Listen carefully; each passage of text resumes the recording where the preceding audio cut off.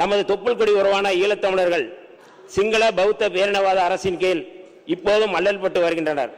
கடந்த 4 நூற்றாண்டுக்கு மேலாக தனித்தமிழீழ கோரிக்கையை காந்தி வழியில் ஈழத்தந்தை செல்வா போராட்டத்தை நடத்தினார்கள், அறப்போராட்டத்தை. அதன் தொடர்ச்சியாக மேதகு பிரபாகரன் அவர்கள் தனித்தமிழ் ஈழ கோரிக்கைக்காக ஆயுத வழி அறப்போராட்டத்தை முன்னெடுத்தார்கள். 2009ஆம் ஆண்டு மே மாதத்தில் முள்ளிவாய்க்காலில் எமது தமிழ் தேசிய இனத்தின் வீரஞ்செறிந்த போராட்டத்தை இந்திய அரசின் உதவியோடு இனப்படுகொலையை நடத்தி உலக நாடுகள் முடக்கின. ஈழத்தமிழர் விடுதலைக்கு தீர்வு காண இந்திய அரசு இலங்கை அரசுடன் போட்ட ஒப்பந்தம் நிறைவேற்றப்படாமல் உள்ளது.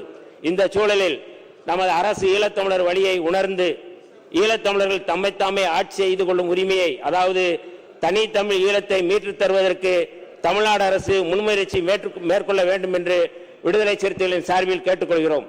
அது மட்டுமல்லாது தமிழின படுகொலை நடைபெற்ற மே 18 சர்வதேச இனப்படுகொலை தினம் உலக தமிழர்கள் முன்னெடுத்து வருகின்றனர்.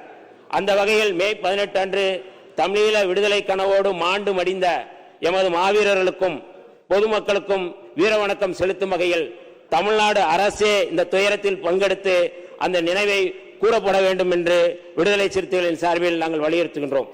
தமிழ்நாட்டில் தஞ்சமடைந்த ஈழத்தமிழ் அகதிகளுக்கு கடந்த ஆட்சியின் போது நிரந்தர வீடுகள் கட்டித்தரப்பட்டன.